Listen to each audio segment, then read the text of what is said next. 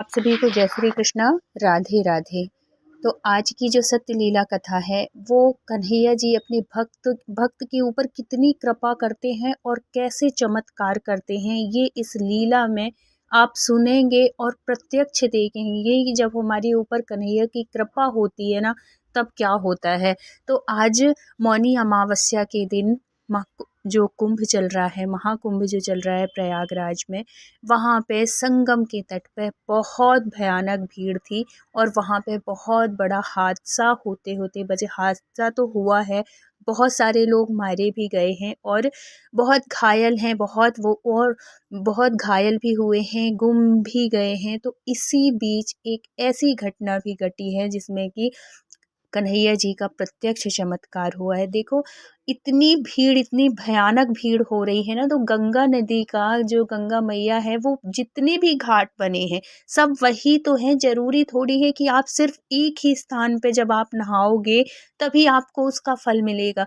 इतने सारे घाट बनाए गए हैं, आप किसी भी घाट में जाके स्नान कर लीजिए, हर घाट में भीड़ हो रही है। लेकिन संगम जो तट है, संगम का जो घाट हैं बने हुए हैं, वहाँ पे ज़रूरत से ज़्यादा भीड़ हो रही है। ज़रूरी ऐसा नहीं होता है कि सिर्फ़ वहीं नहाने में ही फल मिलता है। थोड़ी सी इंसान को ना अपनी बुद्धि विवेक से भी काम कर लेना चाहिए, क्योंकि ये जो शाही स्नान होते हैं, ये तिथियों वाले स्नान होते हैं जिसमें कहते हैं अमृत की वर्षा होती है, उसमें भयानक भीड़ होती है।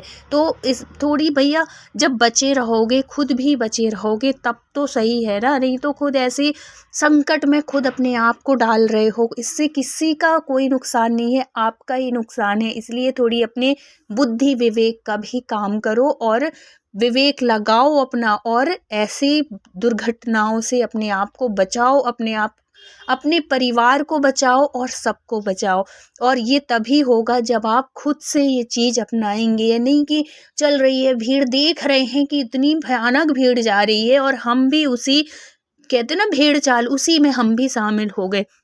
तो अपनी बुद्धि लगाओ। और मैं तो इस समय यही कहूँगी कि ऐसी इतनी ज़्यादा भीड़ हो रही है, इतनी भयानक भीड़ हो रही है, तो ऐसे में तो ना तो आप बच्चों को ले जाइए और ना बुजुर्गों को ले जाइए, क्योंकि ये जो हादसा हुआ है ना, इसमें अधिकतर बच्चे और बूढ़े और जवान भी, ऐसा नहीं है, क्योंकि जब भगदड़ हुई है तब ऊपर से लोग रोंदते हुए गए हैं। इतनी भयानक, मतलब दर्दनाक सा वो हादसा था। पूरे में सामान फैला हुआ है, चप्पल जूते सब कुछ बिखरा पड़ा है, सामान देखा नहीं जाता वो उस जगह को। ऐसी ऐसी पिक आ रही है, आज तो सुबह से ही ऐसे वीडियो देख देख के पूरा इतना दुखी हो रहा है मन, इतना सोच के लग रहा है। और अब भी अगर कोई जाने के लिए तैयार है तो मैं तो यही कहूँगी कि ये जो मेन पर्व वाले स्नान होते हैं इसमें थोड़ी सा रुक जाइए। ऐसा कुछ भी नहीं है कि जब आप मेन जगह पे जाके और उसी डेट पे आप नहाओगे तभी फल मिलेगा। थोड़ी सा अपने आप को भी बचा के सेफ्टी के साथ जाओ, जिसमें कि सकुशल जाओ भी, सुरक्षित जाओ भी और सुरक्षित वापस भी आ जाओ। ऐसे थोड़ी सोच विचार कर ही स्नान करो तो ही अच्छा है। व्यवस्थाएं सारी है प्रशासन की, इसमें कोई गलती नहीं है, कुछ भी नहीं है। लेकिन जब ऐसी भीड़ होती है ना, तो ऐसे हादसे हो जाते हैं। ये थोड़ी जनता की भी लापरवाही होती है। तो ऐसी बीच में एक घटना घटी है जो कि लड्डू गोपाल की भक्त थी और वो एमपी से आई हुई थी। उनको जाना था, मतलब आना था यहाँ मौनी अमावस्या के स्नान के लिए। तो जो मोहल्ला था, मतलब जो पड़ोसी थे वो सब जा रहे थे। ये जो सतलीला कथा है ये है रेखा जी ने शेयर की है। रेखा जी लड्डू गोपाल को बहुत मानती हैं और उनका बहुत विश्वास है अपने लड्डू गोपाल के प्रति।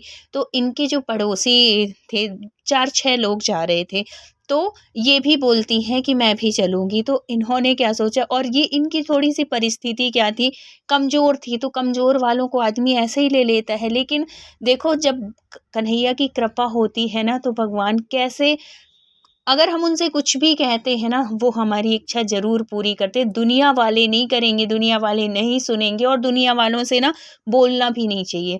जो भी बात है, जो भी कहना है अपने कन्हैया से कहो, अगर विश्वास है तो। और विश्वास ही आपका फलता है, इस बात का हमेशा ध्यान रखिएगा। अगर आप कोई भी कार्य अगर आप डाउट के साथ करेंगे कि क्या पता ये होगा या नहीं होगा, और अगर विश्वास के साथ करेंगे तो आपका काम ज़रूर सफल होता है। तो इतना विश्वास था रेखा जी को अपने कन्हैया के ऊपर, अटूट विश्वास था।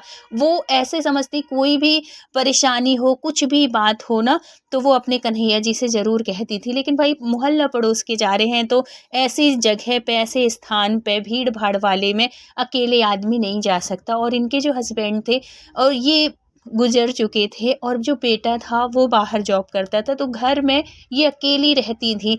इस वजह से भी साथ की ज़रूरत थी। तो अब ये जो पड़ोसी थे, ये थोड़ी पैसे वाले थे, तो इन्होंने अपना तो रिजर्वेशन करवा लिया, लेकिन इनका नहीं कराया। और जब इनको पता चला कि इन्होंने मेरा रिजर्वेशन नहीं करवाया, तो इन्होंने बोला, रेखा जी ने बोला अपने पड़ोसियों से कि भाई साहब, क्या मैं पैसे नहीं देती, या दीदी मैं क्या मैं पैसे नहीं देती, मैं आपको चाहे भले अभी तुरंत ना दे पाती, जब बेटा भिजवाता तब मैं आपको दे देती, लेकिन आपने मेरा रिजर्वेशन नहीं कराया। तो वो कहने लगे, अरे हो गया, अभी और कोई जाएगा, और भी मोहल्ले से लोग जाएंगे, तब आप उनके साथ चले जाना। तो वो किसी और से कहती हैं, तो वो तैयार हो जाते हैं, और वो ये लोग गए थे एसी वाले डिब्बे में, और वो अपने भाई नॉर्मल जैसे स्लीपर वाला होता है उसमें गए, क्योंकि कम पैसा था इस वजह से भी। और इस समय थोड़ी भीड़ भाड़ भी हो रही है, तो एसी हो या स्लीपर हो, सब एक से चल रहे हैं। एसी वाले में भी इतनी भीड़ घुस रही है सब जगह में, क्योंकि कुंभ की वजह से। और जो भी कुंभ की तरफ ट्रेनें जा रहे हैं, सब में भयानक भीड़ है। तो अब इनका रिजर्वेशन हो जाता है। तो ये लोग जो पहुंचते हैं, ये दूसरी ट्रेन से, और ये जो रेखा जी हैं वो थोड़ी दूसरी ट्रेन से पहुंचती हैं। तो जब ये सुबह सुबह टाइम से पहुंच जाते हैं, तो ये जो जिन्होंने रिजर्वेशन नहीं कराया था वो पड़ जाते हैं। इसकी ये जो भगदड़ वाली स्थिति है ना, परिस्थिति जो आई है, वो भी इसी भगदड़ वाले इसमें ये भी शामिल थे, इनके जो पड़ोसी थे। और ये जो रेखा जी हैं, ये उससे बच जाती हैं, और ये कृपा होती है उनके कन्हैया की। ये आप कभी भी कोई ऐसी परिस्थिति आती है ना, तो आप ये मत सोचा करो कि अरे मेरा नुकसान हो गया, या कि मेरा भी ये हो जाता। तो ये अपने कन्हैया की, अपने भगवान को धन्यवाद दिया करो, क्योंकि जो वो करते हैं ना, सब सोच समझ के करते हैं। अगर वो इन लोगों के साथ जाती, तो हो सकता है कि उस हादसा का शिकार ये भी हो जाती, क्योंकि ये बुजुर्ग थी। इनके साथ ऐसा कोई नहीं था, क्योंकि घर वाले जो अपने खुद के लोग होते हैं ना, वो अच्छे से ध्यान दे के हाथ पकड़ के वो करते हैं, लेकिन जो दूसरा होता है वो अपने लोगों को देखेंगे कि आपको देखेंगे। इसलिए जब भगवान का हम सहारा लेते हैं, तो भगवान हमें इस तरीके से बचाते हैं। कितना बचाए भगवान, कि अगर उनका साथ में रिजर्वेशन हो जाता, तो ये भी उनके साथ में जाती। लेकिन अच्छी बात ये थी कि उनके जो पड़ोसी थे, उन मतलब जान-माल की हानि नहीं हुई है, थोड़ी बहुत चोट लगी है, जो कि चोट तो ऐसा है कि अगर चोट लग भी गई ठीक हो जाएँगे, लेकिन जान बच गई है। ये कन्हैया जी की कृपा है। भगदड़ में वो जो हुआ ना हादसा, उसमें ये भी शामिल थे। बहुत इन्होंने तो अपने आँखों देखी बात इनसे बताई है। तो ये जो रेखा जी थी, ये तो अपने कन्हैया को बहुत धन्यवाद दे रही थी कि हे कन्हैया, तुमने मुझे बचा ली। और ये बात हकीकत सत्य है कि अगर ये जाती, तो इनका बचना मुश्किल था, क्योंकि ये कहीं भी जाती हैं अपने कन्हैया को साथ में लेके जाती हैं। और फिर उसके बाद अगर ऐसा हादसा होता, ये कन्हैया को बचाती, खुद बचाती, क्या होता कुछ भी नहीं पता है। और ऐसे में, और इतनी भयानक भीड़ हो रही है ना, लोग घूम रहे हैं ऐसे। मैंने देखा है वहाँ पे, मेरे तो खैर मम्मी पापा वहाँ पे प्रयागराज में कल्पवास कर रहे हैं 1 महीने के लिए। पूरी फैमिली आ रही है, जा रही है, सब कुछ हो रहा है। उनसे भी बहुत सारी जानकारी मुझे मिलती रहती है। रोज़ मैं बात कर रही हूँ, रोज़ वीडियो कॉलिंग हो रही है, सब कुछ हो रहा है। फिर क्या होता है कि ये रेखा जी इस तरीके से इनके कन्हैया ने इनको बचाया। और एक और रिक्वेस्ट करूँगी मैं इस वीडियो के माध्यम से ही, कि अगर आप अपने बड़े बूढ़ों को ले जा रहे हैं तो बहुत ध्यान के साथ ले जाइए, और ये अपने मन में बिल्कुल मत लाइए कि संगम में ही स्नान से पुण्य की प्राप्ति होगी। ये पूरी गंगा मैया एक ही है। आप क्या अगर संगम का अगर जो जल है तो क्या वो उस तरफ नहीं जाएगा कि इस तरफ नहीं जाएगा? वो तो पूरा एक हो गया ना।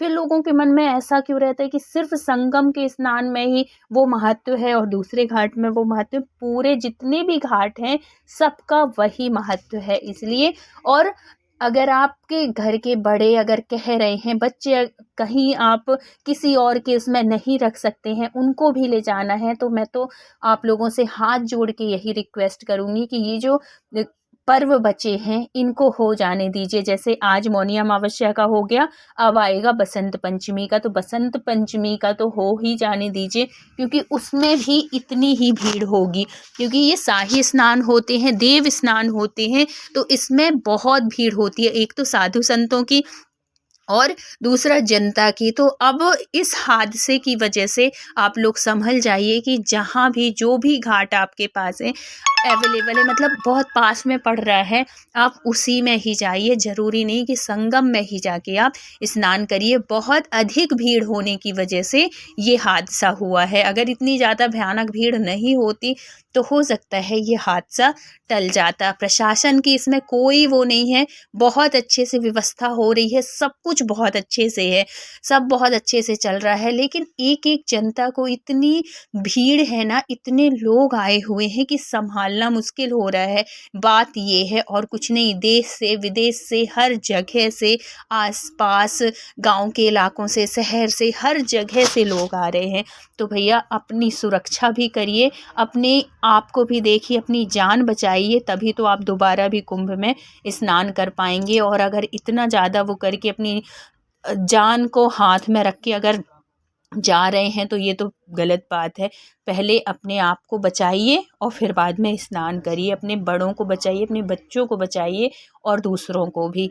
इसलिए ज़रूरी नहीं है कि सिर्फ संगम स्नान में ही उतना ही फल है। आप कहीं भी नहान वो कर लीजिए। अगर आपके बड़े बूढ़े जिद कर रहे हैं तो आप वहाँ से, कोई भी आपका अड़ोसी पड़ोसी कोई भी जा रहे हैं, आप वहाँ से संगम से जल मंगवा लीजिए, या कि गंगा जी का कहीं से भी आप जल मंगा लीजिए और उसी में आप स्नान करा दीजिए अपने बड़े बूढ़ों को, बच्चों को। उसमें भी उतना ही फल है। ज़रूरी नहीं कि आप वहीं पे स्थान पे जाके ही जब करेंगे तभी। अगर स्वस्थ हैं तो जाइए, बहुत अच्छी बात है। लेकिन अगर आपके बड़े बूढ़े कह रहे हैं, जिद कर रहे हैं, तो इस तरीके से भी आप स्नान करा सकते हैं। तो अगर वीडियो अच्छी लगी हो तो please like, share and subscribe करिएगा। मिलते हैं फिर किसी सत्य घटना के साथ। जब तक अपना ख्याल रखिए, अपनों का ख्याल रखिए। Thank you so much full watch करने के लिए। राधे राधे।